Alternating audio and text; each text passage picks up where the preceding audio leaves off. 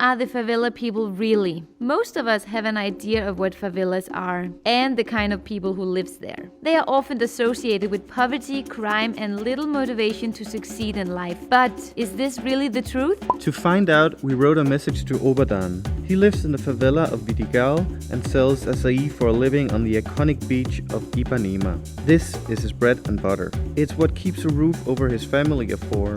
He recently featured in a video with the Norwegian YouTuber Harold Balder, who followed Obidan on a day in his life. In this video, we do the same. But this time we also pick his brain to better understand the life of favela people. Obadan! Olá, tudo bem? Tudo bom? Tudo bom?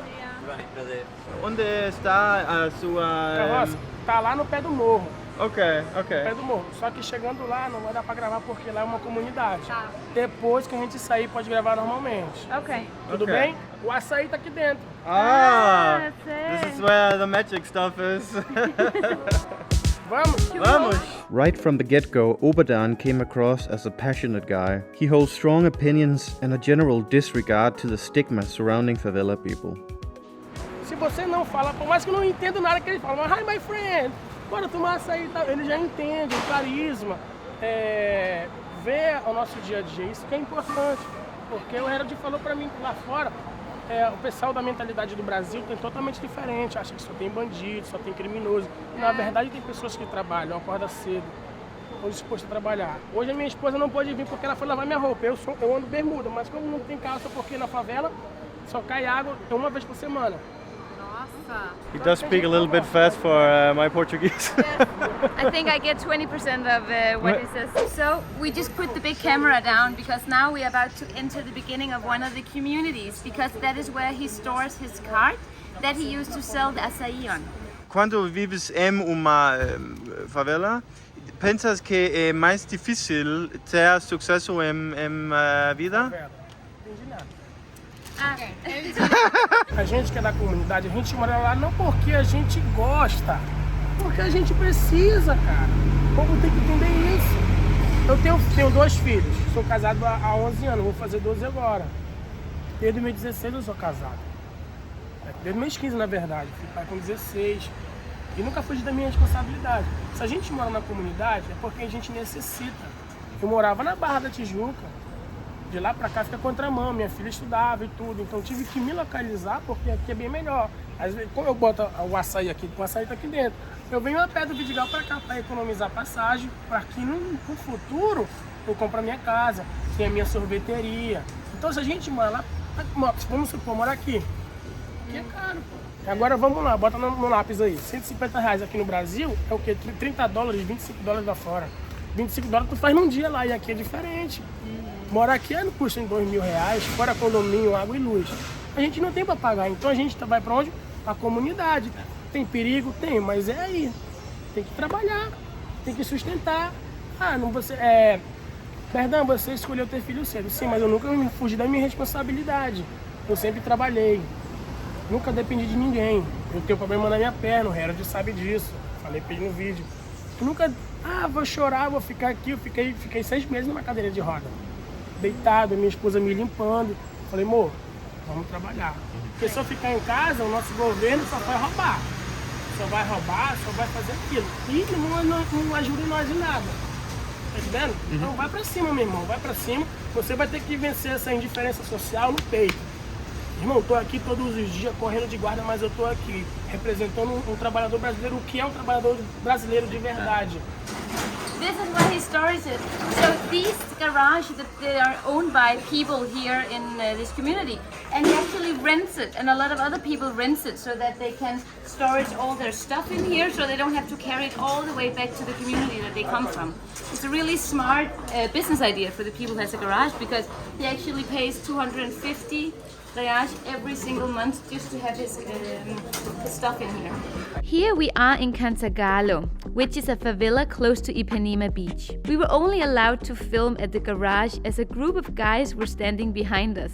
Guys who most likely are affiliated with the local favela drug gang. We didn't feel unsafe, but it was quite an experience. Let's go! Vamos! Obrigado!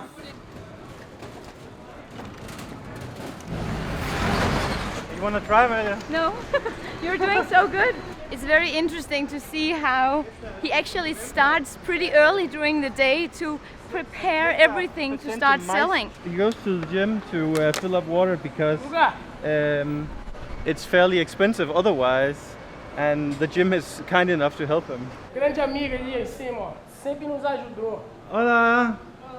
Eles sempre nos ajudaram com água. Sempre quando eu pedi, sempre o Bernardo pode ir lá. Porque o que acontece? Às vezes a gente passa o dia todo para beber uma água, entendeu? Ok. A gente não pode sair devido aos guardas. Se deixar lá, os guardas levam.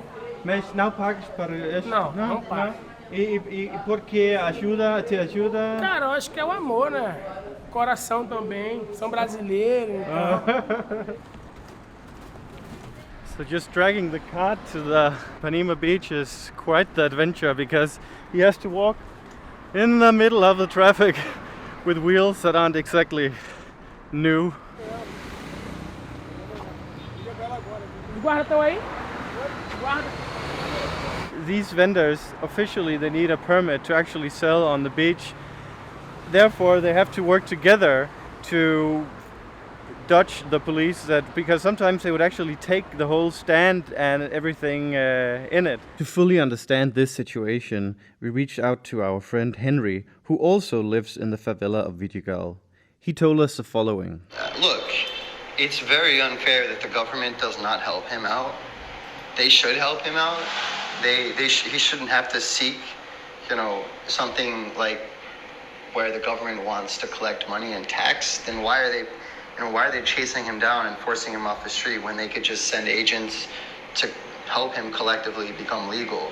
So he's not wrong. It's just that this is the issue with many South American countries like Brazil, where you have this population of people who work for themselves, but they don't have any education on how to become legal and how to be self-sustaining and how to get a registered business with the state so they can buy products cheaper. And realistically, it's more of a grand scheme issue kind of situation where he's had to run because he didn't necessarily have the assistance and help from the government for him to be legalized, and it's a reality. It's a very shitty thing, that happened with him. We're currently talking about the fact that he actually accepts Bitcoin for his business. That really shows the entrepreneurial spirit that a lot of these people from the communities has, right? Yeah. Esse é o amigo que aparece no vídeo com a gente. Me acuerdo. Tudo bem? Oi, tudo bom? O vídeo como Harald Balda. Percebes? Eu, ele e uma mulher, uma mulher chamada. A vossa oficina tem bom vista. O meu escritório é na praia. I think normally the HR department wouldn't approve of this. If he steps back just the wrong foot, he has a decent 3-meter fall. So guys, in case you're not already following Obadan, go give him a follow on Instagram. So every day he has to give the stand a good clean. If he doesn't maintain the stand clean, it will corrode as a result of salty air. Buying a new stand is a big investment, so he needs to make this one last as long as possible. So all this, what is all this? He buys, well, these are fillings like ravioli, granola. Granola, paçoca, Granola. amendoim, flocos de arroz. Por que açaí? Por que não caipirinhas? É melhor negócio? Eu sou evangélico, então eu não trabalho com bebida alcoólica. Mesmo porque eu sou de Manaus, Amazonas.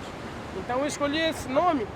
Porque é tão difícil obter permito para trabalhar aqui? No Brasil tudo é difícil. Tudo é difícil. Tem 2 clientes por ali? Sim. 3? 4? Vamos orar? Pai dos clientes, Pai amado, eu creio, Pai amado, em nome de Jesus, que o Senhor venha para nos abençoar. Em nome de Jesus só. Let's go. Muito bom, let's go. So there are a lot of different sizes here. What is the normal size here, you think? Well, you can see the cups here, right? Yeah, indeed. And Yeah, I think but- if you take 250, 300, then you have plenty. Pode dar-nos 4 açaís de 2.000. There's so many to choose from of the toppings here. Chocobol, sucrilhos, leite em pó, paçoca, amendoim, granola, granulado de chocolate, colorido e jujuba. Em Portugal tem banana? See banana. O melhor, o açaí Sinatura de Amazonas. So while me and the others had a more simple acai, Johan asked Obidan for the Amazonas acai signature. And it had enough sugary deliciousness to climb the Two Brothers Mountain twice. Oh wow. Yours is gonna be like a proper dessert. Deus meus. Quem vem diesel? Wow. Primeira vez? A primeira vez. É? Just let someone eat it. There are other guests already, clients. Customers in the store. Agora vamos a continuar o nosso culinário experiência. Mas, mas foi grande prazer seguir tudo o que faz. Obrigado. Eu agradeço vocês por nos acompanhar aqui. Essa foto vai ficar de recordação quando eu montar a minha sorveteria. Essa aqui vai estar lá. This photo will have a special place in his very own ice cream place that he's going to open in the future. Thank you, my friend. Thank you, Vin Diesel. Vin Diesel. We're doing a selfie for his Instagram. You have to follow him. So what is the truth about favela people really? Obadan is the truth, and he represents the people. For every criminal you find in a favela, you have 100 hardworking people with hopes and dreams just like me and you. So remember this next time a street vendor offers you a caipirinha on the beach. Your support fuels their hopes and dreams, and in the end, hopes and dreams are what keep us all going.